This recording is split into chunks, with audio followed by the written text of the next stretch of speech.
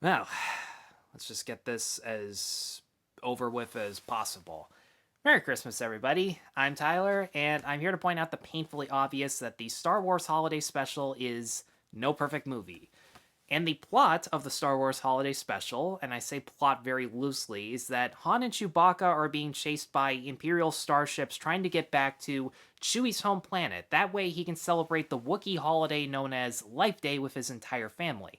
And as his father, wife, and son are waiting for him at home while also trying to avoid stormtroopers that have invaded their house, they decide to spend their time by activating numerous devices that serve as segues into these comedy sketches and musical performances. Because at the end of the day, that's exactly what the Star Wars Holiday Special is. It's a 90-minute variety special, which used to be huge back in the 60s and 70s. And more importantly, they used to be really well done.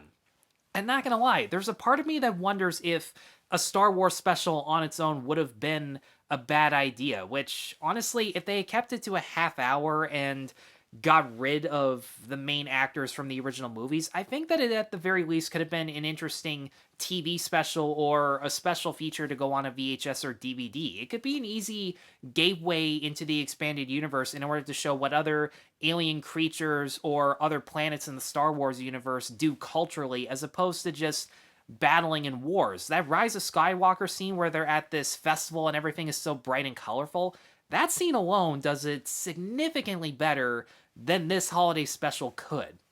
But not gonna lie, as much as people tend to either hate this with a passion, including the main actors, or just watch it on repeat because of how unintentionally awkward and cringeworthy the scenes with the Wookiees are compared to how blank and lifeless the variety performances are, I sat for the majority of this movie high on edibles because I took one before I even decided to watch the movie.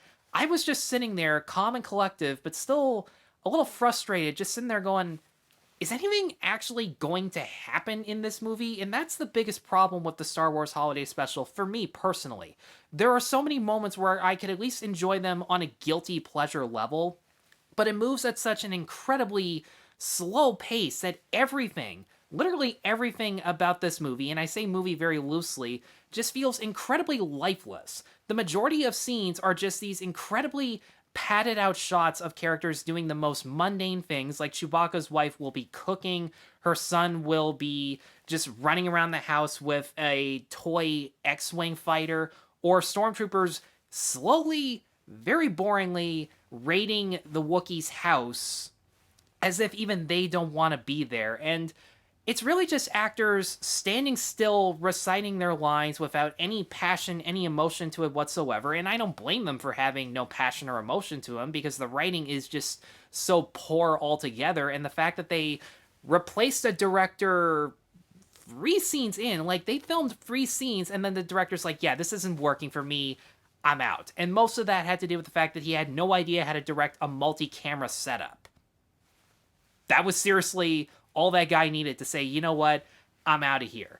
You could really sense the fact that every actor in this movie, not just the original cast members, every actor in this movie just does not want to be there, except for maybe the actress that was playing Chewbacca's son, because I don't know, it seemed like she was having the greatest amount of time. Good for them. But I've heard this so many times before actually watching this special that you could see in the actors' faces that they really don't want to be there. But if you ask me, their faces are the most exciting and energetic thing about this actual special, and the weird thing is, half the time you can't even see their faces. Most of the original actors, Harrison Ford especially, are shrouded in shadows and very bright lights so that you can't really make out their expressions when you're looking at them, more than likely to hide the fact to the kids that they clearly do not want to be there. The variety performances, which are honestly the major component of this movie, despite the fact that they spend so much unnecessary time on such a boring story involving Wookiees, they actually made Wookiees feel unbelievably boring. Like, everyone complained about The Last Jedi being so similar to Earth, like with the casino scene. I'm just sitting there going, have you seen the special? This is just Wookiees live in a suburb. This is unbelievably boring and out of place and has nothing to really do with Star Wars. But outside of how boring the actual story is, the variety performances themselves could have and should have been, at the very least, enjoyable guilty pleasure 5-minute clips on YouTube where you can watch it not even really knowing that it's part of a Star Wars special, because that's the weird thing about the variety performances. They have nothing to do with Star Wars. If anything, it's mostly just human characters standing around in a blank background doing their act, and again, not even doing any movement, no motion, no emotion or passion towards them whatsoever. And their lyrics, their performance qualities have nothing to do with specific Star Wars planets or Star Wars creatures, which makes it feel very pointless as to why they would even incorporate these very talented actors who are trying their best, some of them anyways. And they just look unbelievably stupid. The fact that Art Carney, Harvey Korman, B. Arthur, Diane Carroll, who are all really talented, and yet, even though they're technically not doing a bad job, the material that they're given just absolutely sucks. The opening performance is Cirque du Soleil, because back then they weren't as mainstream and popular as they were today.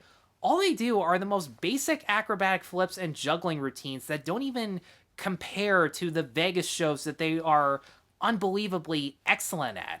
Harvey Korman, who is absolutely funny, I've seen Carol Burnett's show. I know how talented he is as a comic. Most of his routines just center on a single shot of him making these incredibly drawn-out pauses that I guess are for comedic timing, but they go on for so long that it's just more awkward than it is hilarious. And plus, the makeup on his Julia Child character, just look at it. You know for a fact what the problem is there.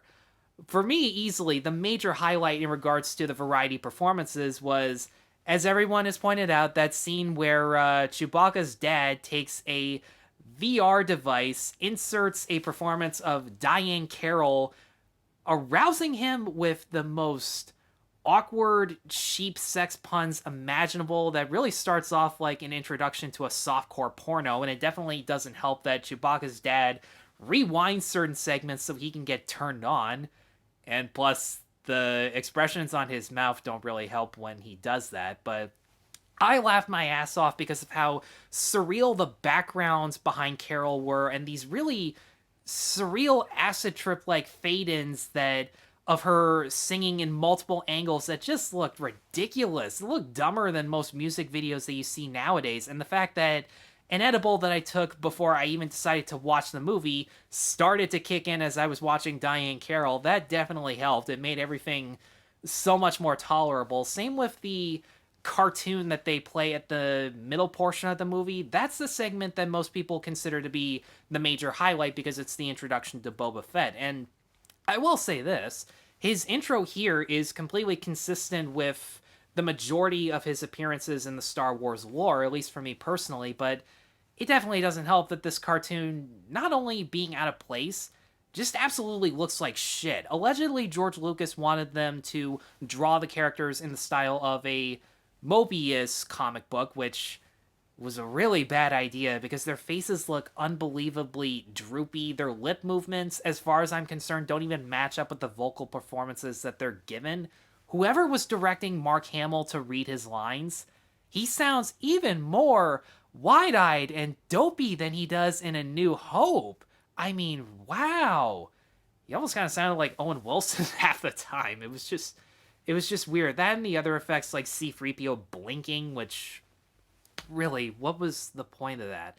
And it definitely doesn't help that it was a very anticlimactic short because there was a lack of action, which no doubt had to do with the fact that they probably didn't have enough money to actually make a full-fledged cartoon. In fact, if you're going to make a Star Wars special in the 70s, why not just make it a cartoon? Seriously, there were so many missed opportunities. The only opportunities that I think actually hit were with Art Carney and B. Arthur's performances, because they're playing their parts as straightforward and serious as possible. There's no hint of embarrassment or sarcasm to it whatsoever. Plus, I saw somewhere in an interview that B. Arthur wanted to do this as long as she was allowed to sing, because back then she wasn't a Golden Girl. She had her own show, Maude, and people didn't know her as a Broadway performer, even though she preferred Broadway so much more to TV and movies. So she felt like this was an opportunity to show her extra talents. The song she was given sounds like the worst possible Sherman Brothers song ever. The rhymes feel like such a huge reach. She has to take huge pauses between lyrics in order to enhance the rhyme. And as I said before, it's mostly just her standing around singing and no movement whatsoever. No cool camera movements, no choreography, nothing. This special was just such a bore. It wasn't an offensive or harmful bore. Like, I was just sitting there throughout the majority of this just going, and that was it. Like, no harm, just nothing good about it. It's not like I didn't know that going in, because everybody rants about this special to death, and I don't really know if it was all that necessary, because I don't really think it's all that bad. I just think it's unbelievably boring.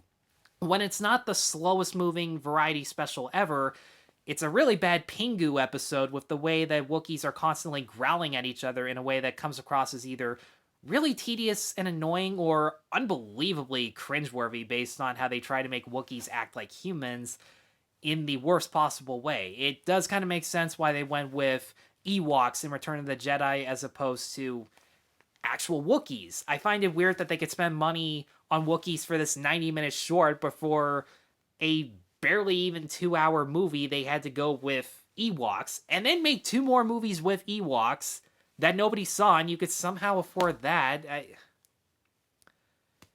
It's ridiculous. It really is ridiculous. I don't actually hate it as much as most people, but it's still really fucking stupid, and for all those reasons, and just because Art Carney and B. Arthur were doing the best they can with what they were given, I'm going to give the Star Wars Holiday Special a 1.5 out of 5. That doesn't really say much, but if you have free time on your hands, if you have some drinks or, like me, other stuff, you can definitely find some enjoyment to come out of this special. Well, in any case, guys, thank you very much for watching. If you have seen the Star Wars Holiday Special, let me know in the comments below what you thought about it and what your favorite cringe-inducing moment was. The special is so bad, I'm starting to stutter. Feel free to let me know in the comments below. Be sure to stay tuned for the final 2 Christmas movie reviews in my movie review marathon, and be sure to like and subscribe. Take care.